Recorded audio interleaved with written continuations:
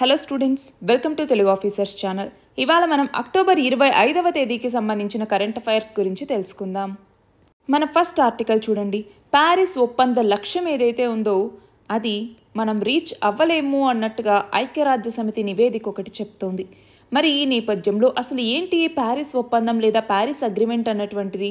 దీని కింద మనం ఏమేమి లక్ష్యాలని గోల్స్ని పెట్టుకున్నాము, ఎందుకు రీచ్ అవ్వలేము అని చెప్పేసి UN రిపోర్ట్ చెప్తోంది. సో ఈ విషయాల గురించి మనకి తెలియాలి.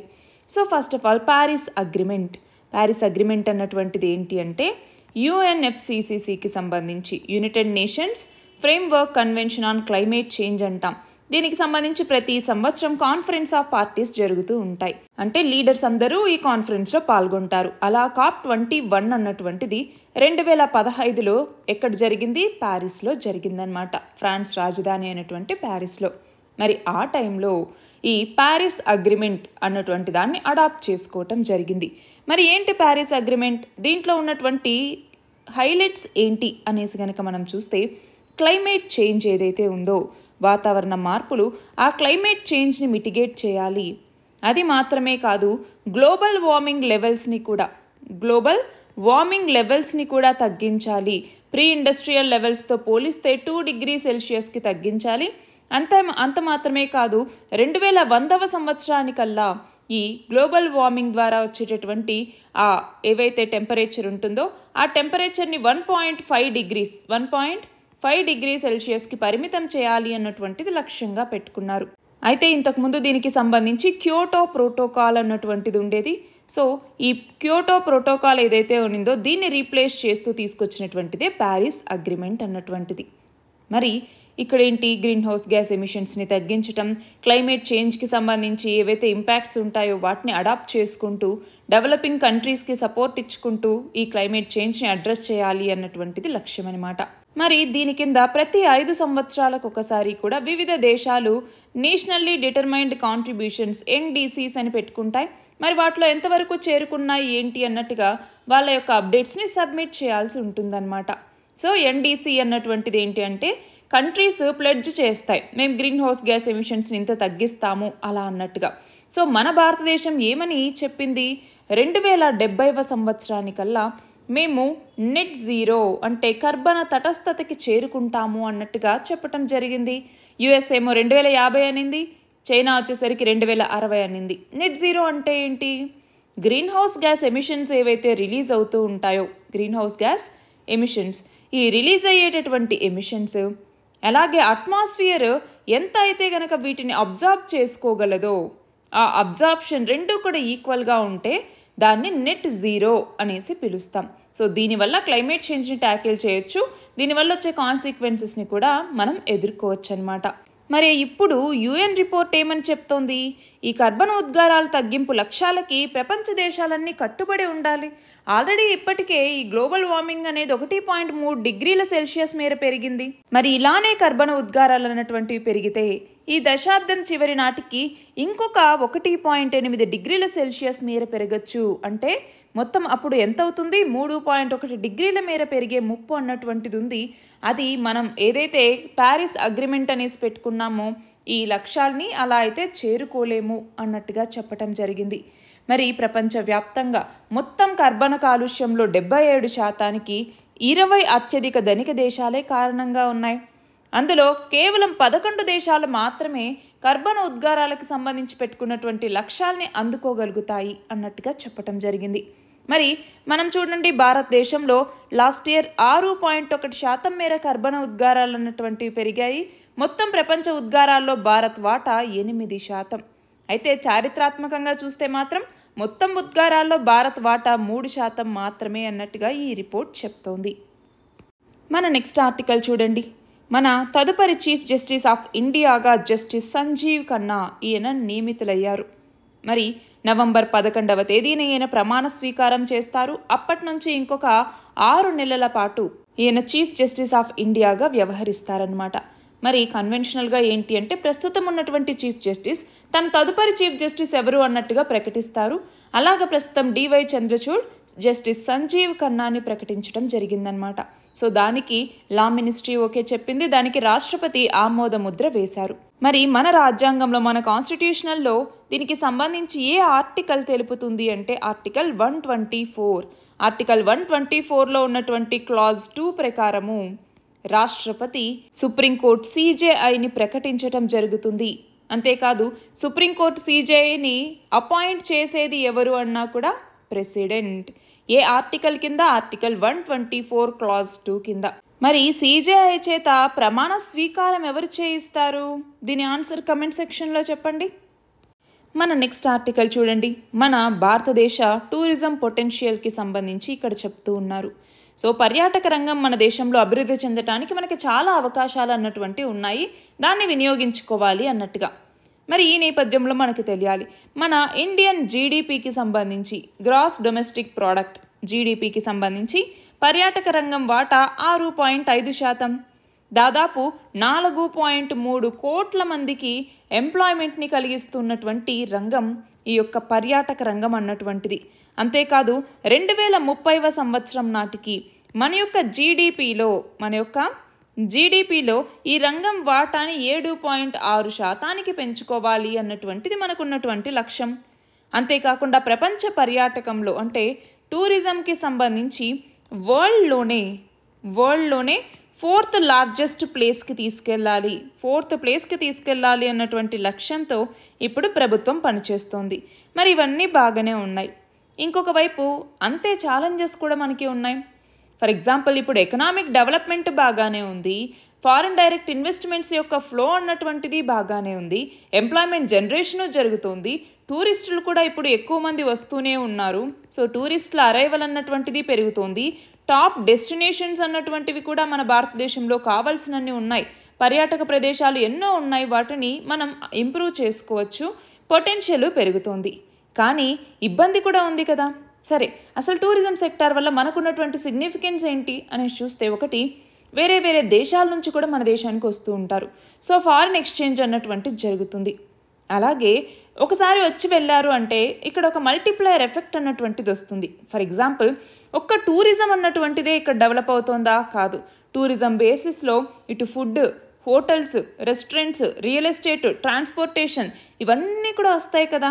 సో డెవలప్మెంట్ అన్నటువంటిది ఇక్కడ కేవలం ఒక సెక్టార్లోనే కాదు, దీనివల్ల మల్టిపుల్ సెక్టార్స్లో డెవలప్మెంట్ అన్నటువంటిది వస్తుంది. కాబట్టి మల్టిప్లయర్ ఎఫెక్ట్ అన్నటువంటిది కూడా ఉంటుంది. మూడోది ఇన్క్లూజివ్ గ్రోత్ని తీసుకురావడానికి ఉపయోగపడుతుంది. ఫర్ ఎగ్జాంపుల్ రిమోట్ ఏరియాస్లో కూడా ఎకనామిక్ యాక్టివిటీని స్టిమ్యులేట్ చేయగలిగేది టూరిజం, అంతేనా? ఫర్ ఎగ్జాంపుల్ రూరల్ ఏరియాస్ కానివ్వండి, ట్రైబల్ ఏరియాస్ కానివ్వండి, హిల్ ఏరియాస్ కానివ్వండి, వాటిలో ఇన్ఫ్రాస్ట్రక్చర్ చాలా తక్కువగా ఉంటుంది. కానీ అట్లాంటి చోట ఏమన్నా ఎకలాజికల్ సైట్స్ ఉన్నా, కల్చరల్ హెరిటేజెస్ ఉన్నా, వాటి యొక్క వాల్యూని మనం అన్లాక్ చేసేలాగా అక్కడ ఇన్ఫ్రాస్ట్రక్చర్ కనుక ప్రొవైడ్ చేస్తే, ఫర్ ఎగ్జాంపుల్ నార్థన్ స్టేట్స్లో మనం ఎకో టూరిజం ఇనిషియేటివ్స్ని తీసుకొచ్చామనుకోండి, సస్టైనబుల్ డెవలప్మెంట్ వస్తుంది, అక్కడ ఇన్ఫ్రాస్ట్రక్చర్ అనేటువంటిది డెవలప్ అవుతుంది, జాబ్ ఆపర్చునిటీస్ వస్తాయి. సో వాళ్ళు వివిధ రంగాల్లో పెట్టుబడులు పెట్టుకోవడానికి ఉపయోగపడుతుంది, అవునా? అలాగే కల్చరల్ ఎక్స్చేంజ్ అన్నటువంటిది అవుతుంది, డిప్లొమసీ అన్నటువంటిది కూడా బాగా పెరుగుతుంది. ఒక స్ట్రాటజిక్ డిప్లొమసీని పెంచుకోవడానికి పీపుల్ టు పీపుల్ కనెక్షన్స్ అన్నటువంటివి ఉపయోగపడతాయి. మరి ఇన్ని పాజిటివ్స్ ఉన్నారు, కానీ ఇష్యూస్ చాలా ఉన్నాయి. ఏంటి? అందులో ప్రైమరీగా సేఫ్టీ అన్నటువంటిది, ప్రయాణికుల యొక్క భద్రత అన్నటువంటిది ఉందా? అంతేకాదు ఎవరైతే టూరిస్టులు వస్తూ ఉంటారో వాళ్ళు అక్కడ ఉండటానికి కావాల్సినటువంటి ఇన్ఫ్రాస్ట్రక్చర్ అన్నటువంటిది ఉందా? కరెక్ట్ హాస్పిటాలిటీ జరుగుతోందా? వాళ్ళకి హెల్త్ అన్నటువంటిది, శానిటేషన్ ఫెసిలిటీస్ అన్నటువంటివి సరిగ్గా అందుతూ ఉన్నాయా? సో ఇవి గమనించాలి. ఒకవేళ నార్త్ ఈస్ట్ లాంటి రిమోట్ ఏరియాస్కి వెళ్తే అక్కడ రూరల్ టూరిజం స్పాట్స్ చాలా ఉంటాయి, కానీ కనెక్టివిటీ సరిగ్గా లేదు, అక్కడ బేసిక్ అమ్యూనిటీస్ సరిగ్గా లేవు, అవొక ప్రాబ్లం. అట్లానే గవర్నెన్స్లో కూడా, అంటే టూరిస్టులకు సంబంధించి క్లియర్ గైడ్ లైన్స్ ఉండట్లేదు, చాలా గవర్నెన్స్ ఇష్యూస్ అన్నటువంటివి కూడా వస్తూ ఉన్నాయి.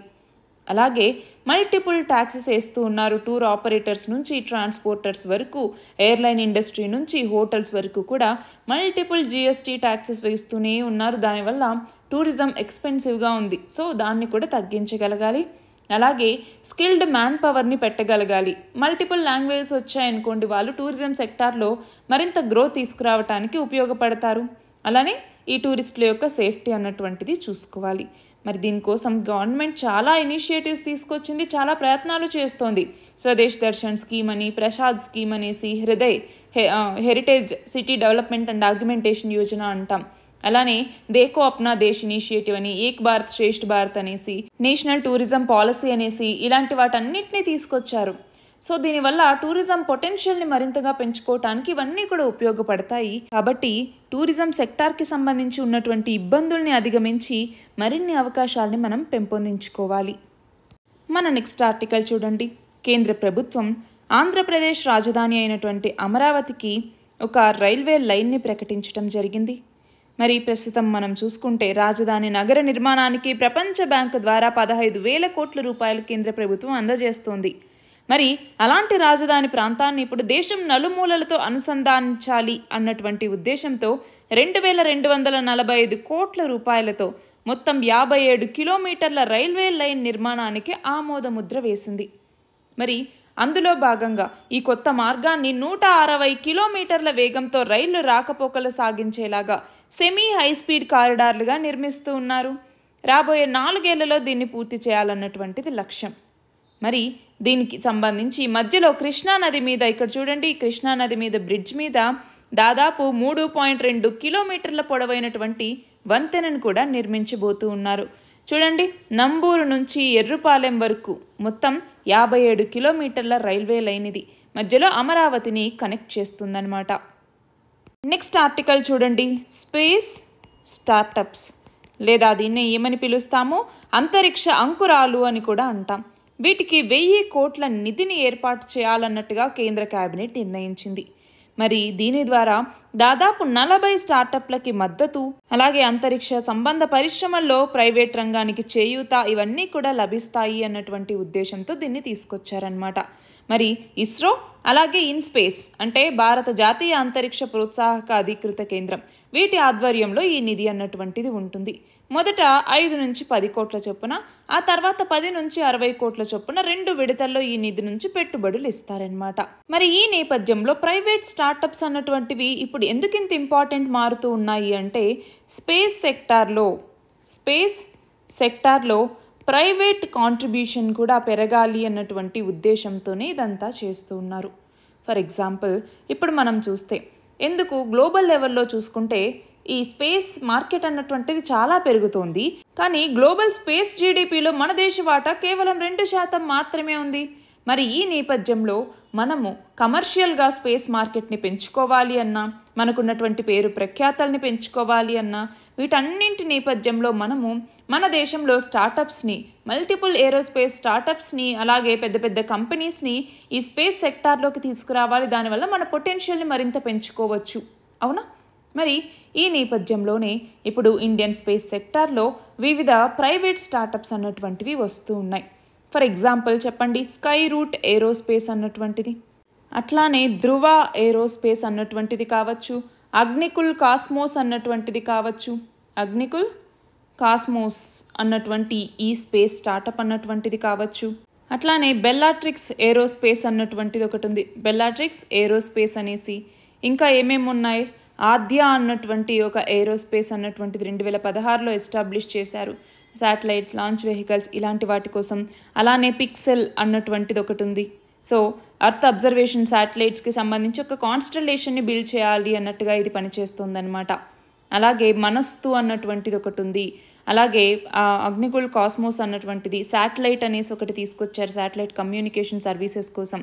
ఇలా వివిధ రకాల ప్రైవేట్ ప్లేయర్స్ లేదా స్టార్టప్స్ ఈ యొక్క స్పేస్ సెక్టార్లోకి రావటం జరిగింది. ఇది కాకుండా ఆల్రెడీ స్పేస్ సెక్టార్కి సంబంధించి కొన్ని ఎస్టాబ్లిష్డ్ కంపెనీస్ ఉన్నాయి. For example Hindustan aeronautics limited కావచ్చు, గోద్రేజ్ ఏరోస్పేస్ కావచ్చు, అనంత్ టెక్నాలజీస్ అన్నటువంటిది కావచ్చు. ఇవన్నీ ఆల్రెడీ ఎస్టాబ్లిష్డ్ కంపెనీస్.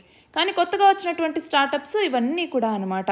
ఈ కొత్తగా వచ్చినటువంటి స్టార్టప్స్కి సపోర్ట్ అందించడానికి తీసుకొచ్చినటువంటిదే ఇందాక చెప్పుకున్నటువంటి ఇన్ స్పేస్ అన్నటువంటిది, Indian national space promotion and authorisation centre అనేసి పిలుస్తాం. నెక్స్ట్ చూడండి, ఆదివాసీ గిరిజన ప్రాంతాల్లో 125 బహుళ ప్రయోజన కేంద్రాలను ఏర్పాటు చేస్తూ ఉన్నారు. వీటి నిర్మాణానికి 75 కోట్ల రూపాయలు విడుదల చేశారు. ఇది ఆంధ్రప్రదేశ్కి సంబంధించి. సో ఈ నేపథ్యంలో మనకి ఏం తెలియాలి, అడవుల్లో ఉండేటటువంటి గ్రామాల్లో కనీస సౌకర్యాలు అన్నటువంటివి ఉండట్లేదు. దానికోసమే వీళ్ళకి బహుళ ప్రయోజన కేంద్రాలని ఏర్పాటు చేయబోతూ ఉన్నారు. అంతేకాదు ఇక్కడ ఆదివాసీలకి సంబంధించి పీవీటీజీకి సంబంధించి గిరిజనులు ఎదుర్కొంటున్నటువంటి సమస్యల్ని కేంద్ర ప్రభుత్వం గుర్తించింది. ఆ నేపథ్యంలోనే వీళ్ళకి ప్రాథమిక పాఠశాలలు, అంగన్వాడీ కేంద్రం, వైద్య ఉప కేంద్రం ఇవన్నీ ఒకే చోటు ఉండేలాగా మల్టీపర్పస్ సెంటర్లు లేదా బహుళ ప్రయోజన కేంద్రాల నిర్మాణం అన్నటువంటిది చేపట్టబోతూ ఉన్నారు. సో మనకి ఈ నేపథ్యంలో పీవీటీజీ అంటే ఏంటి, పర్టికులర్లీ వల్నరబుల్ ట్రైబల్ గ్రూప్స్ అంటాము, లేదా అత్యంత దుర్బల గిరిజన సమూహాలు అని కూడా పిలుస్తూ ఉంటాం. సో పీవీటీజీ అనేసి ఏ ట్రైబ్స్ని పిలుస్తాము అంటే వీటికంటూ కొన్ని క్రైటీరియా ఉండాలి. ఆ క్రైటీరియాని మీట్ అయినటువంటి ట్రైబ్స్ని మాత్రమే పీవీటీజీలుగా గుర్తిస్తారు. అందులో ఇంపార్టెంట్గా 4 ఉన్నాయి. ఏంటవి? ఒకటి వచ్చేసరికి అగ్రికల్చర్కి సంబంధించి వాళ్ళు మోడర్న్ కాకుండా ప్రీ అగ్రికల్చరల్ టైప్ ఆఫ్ టెక్నాలజీని వాడుతూ ఉండాలి. ప్రీ అగ్రికల్చరల్ టైప్ ఆఫ్ టెక్నాలజీలోనే వాళ్ళు ఉండాలి. సో అదొకటి. రెండవది వచ్చేసరికి వాళ్ళలో లిటరసీ అన్నటువంటిది చాలా తక్కువ ఉంటుంది. లో లెవెల్ లిటరసీ అన్నటువంటిది ఇంకొక రీజన్. అలాగే మూడవది వాళ్ళలో ఎకనామిక్ బ్యాక్వర్డ్నెస్ అన్నటువంటిది ఉంటుంది. ఎకనామిక్ బ్యాక్వర్డ్నెస్, ఆర్థికంగా వెనుకబాటుతనం అన్నటువంటిది వాళ్ళలో ఉంటుంది. అలాగే ఇంపార్టెంట్ ఇంకొకటి వచ్చేసరికి డిక్లైనింగ్ లేదంటే స్టాగ్నెంట్ అలానే ఉండేలాగా. సో డిక్లైనింగ్ లేదంటే స్టాగ్నెంట్ పాపులేషన్ అన్నటువంటిది ఉండాలి. ఈ క్రైటీరియాన్ని మీట్ అయితేనే ఆ పర్టికులర్ ట్రైబ్ని మనము పీవీటీజీ లేదా పర్టికులర్లీ వల్నరబుల్ ట్రైబల్ గ్రూప్ అనేసి పిలుస్తాం. మరి ఇట్లాంటి ట్రైబల్ గ్రూప్స్ మన భారతదేశంలో 75 ఉన్నాయి. పీవీటీజీలుగా గుర్తించబడినటువంటివి 75. మరి అందులో హైయెస్ట్ వచ్చేసరికి ఒడిశాలో ఉన్నాయి. ఎన్ని ట్రైబల్ గ్రూప్స్ ఉన్నాయి ఒడిశాలో ఈ పీవీటీజీగా గుర్తించబడినటువంటివి? దీని ఆన్సర్ కమెంట్ సెక్షన్లో ఇవ్వండి. మన నెక్స్ట్ ఆర్టికల్ చూడండి. తెలంగాణకి సంబంధించి ఆ రాష్ట్రంలోని ఉద్యోగ ఉపాధ్యాయ సమస్యల మీద చర్చించి పరిష్కారం చూపించడం కోసం ఒక మంత్రివర్గ ఉపసంఘాన్ని నియమిస్తామన్నట్టుగా తెలంగాణ ముఖ్యమంత్రి ప్రకటించారు. అంతేకాదు ఈ మంత్రివర్గ ఉపసంఘానికి చైర్మన్గా ఉప ముఖ్యమంత్రి అయినటువంటి బట్టి విక్రమార్క ఉంటారన్నమాట. మరి పెండింగ్లో ఉన్నటువంటి డిఏలకి సంబంధించి మేము స్పష్టత ఇస్తాము అన్నట్టుగా చెప్పడం జరిగింది. అంతేకాదు ఇప్పుడు అన్ని సంఘాల నేతలు కూడా వాళ్ళ సమస్యల్ని ప్రస్తావించాలి అన్నట్టుగా కోరారనమాట. ఉద్యోగులకు సంబంధించి వాళ్ళ విలువల్ని కాపాడుతాము, మీ యొక్క సమస్యల్ని పరిష్కరించడానికి మేము సిద్ధంగా ఉన్నాము అన్నట్టుగా ఇక్కడ ప్రకటించారు. మన నెక్స్ట్ ఆర్టికల్ చూడండి. ధ్యాన్ చంద్ జీవితకాల పురస్కారం. క్రీడల్లో సేవలకు అందించేటటువంటి ఈ అవార్డు స్థానంలో ఈ సంవత్సరం నుంచి కొత్తగా అర్జున జీవితకాల పురస్కారాన్ని అందించబోతున్నారు. దీనికి సంబంధించి కేంద్ర క్రీడా మంత్రిత్వ శాఖ చెప్పిందనమాట. 2002లో మేజర్ ధ్యాన్ చంద్ ఈయన పేరు మీద ధ్యాన్ చంద్ జీవితకాల పురస్కారాన్ని ప్రవేశపెట్టారు. అయితే లాస్ట్ ఇయర్ 3కి వచ్చింది. మంజుషా కన్వార్ బ్యాడ్మింటన్కి సంబంధించి, హాకీకి సంబంధించి వినీత్, అలాగే కబడ్డీ క్రీడాకారిణి అయినటువంటి కవిత, వీళ్ళ 3కి ఈ పురస్కారం అన్నటువంటిది వచ్చింది. అయితే ఇప్పుడు ధ్యాన్ చంద్ జీవితకాల పురస్కారం బదులుగా అర్జున జీవితకాల పురస్కారాన్ని ప్రవేశపెడుతూ ఉన్నారు. మరి దీంతో పాటు కింద స్థాయిలో కష్టపడే కోచ్లు కూడా ద్రోణాచార్య అవార్డుకి మీదట అర్హులవుతారు. అంతేకాదు ఖేలో ఇండియా విశ్వవిద్యాలయ క్రీడల్లో ఓవరాల్గా అత్యుత్తమ ప్రదర్శన చేసే విశ్వవిద్యాలయం ఏదైతే ఉంటుందో యూనివర్సిటీ, అది మౌలానా అబుల్ కలాం ఆజాద్ ట్రోఫీని అందుకుంటుందన్నమాట. నెక్స్ట్ చూడండి. గ్రాండ్ మాస్టర్ అయినటువంటి అర్జున్ ఇరిగేసి ఈయన చరిత్ర సృష్టించారు. ఎలాగా అంటే రేటింగ్ పాయింట్స్కి సంబంధించి, అందులోనూ లైవ్ రేటింగ్ పాయింట్స్కి సంబంధించి చెస్ దిగ్గజం విశ్వనాథన్ ఆనంద్ తర్వాత 2800 లైవ్ రేటింగ్ పాయింట్స్కి చేరుకున్నటువంటి 2వ భారతీయుడిగా ఇతను నిలిచారు. సో మొదటి స్థానంలో విశ్వనాథన్ ఆనంద్ ఉంటే 2వ స్థానంలో ఇతను ఉన్నారనమాట. మరి ప్రస్తుతం లైవ్ రేటింగ్స్లో 2802.1 పాయింట్లతో ఉన్నారు. అయితే ప్రపంచంలోనే ఇతనికన్నా ముందు కేవలం 15 మంది మాత్రమే 2800 రేటింగ్ పాయింట్లు సాధించడం జరిగింది. నెక్స్ట్ చూడండి. కార్వార్ నేవల్ బేస్లో ఉన్నటువంటి దేశానికి చెందిన అతిపెద్ద రక్షణ మౌలిక సదుపాయాల ప్రాజెక్ట్ అయినటువంటి సీ బర్డ్ ప్రాజెక్ట్, దీనికి డైరెక్టర్ జనరల్గా ఇటీవల ఎవరు బాధ్యతలు స్వీకరించారు అంటే vice admiral Rajesh Dhankhar. Next చూడండి. అత్యవసర నిర్వహణ రంగం, ఎమర్జెన్సీ మేనేజ్మెంట్, దీంట్లో సహకారం మీద ఉమ్మడి రష్యన్ భారత్ కమిషన్ 8వ సమావేశాన్ని ఇటీవల మాస్కోలో నిర్వహించారు అంటే 2వ సమావేశం. రైల్వే బోర్డుకి నూతన చైర్మన్ మరియు చీఫ్ ఎగ్జిక్యూటివ్ ఆఫీసర్గా ఇటీవల ఎవరు నియమితులయ్యారు అంటే సతీష్ కుమార్. మరి రైల్వే బోర్డుకి మొదటి మహిళా చైర్పర్సన్గా రికార్డు సృష్టించినటువంటి జయవర్మ సిన్హా, ఈమె స్థానంలో ఈయన బాధ్యతలు చేపట్టారు. International day against nuclear test అంటే అంతర్జాతీయ అణు పరీక్షల వ్యతిరేక దినోత్సవాన్ని ప్రతి సంవత్సరం ఏ రోజున నిర్వహిస్తారు అంటే ఆగస్ట్ 29వ తేదీన.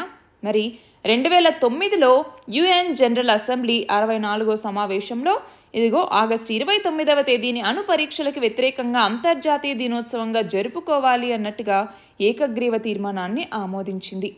ప్రధానమంత్రి జన్ ధన్ యోజన ఈ పథకం 2024 ఆగస్టు 28 నాటికి ఎన్నేళ్లు పూర్తి చేసుకుంది అంటే 10 సంవత్సరాలు. 2014 ఆగస్టు 28న ప్రధానమంత్రి జన్ ధన్ యోజన అన్నటువంటి దాన్ని ఫినాన్షియల్ ఇన్క్లూజన్ తీసుకురావాలన్నటువంటి లక్ష్యంతో బ్యాంక్ అకౌంట్స్ ఓపెన్ చేయాలి, జీరో బ్యాలెన్స్ తోటి బ్యాంక్ అకౌంట్స్ని యాక్సెస్ చేయాలన్నటువంటి ఉద్దేశంతో దీన్ని తీసుకొచ్చారు.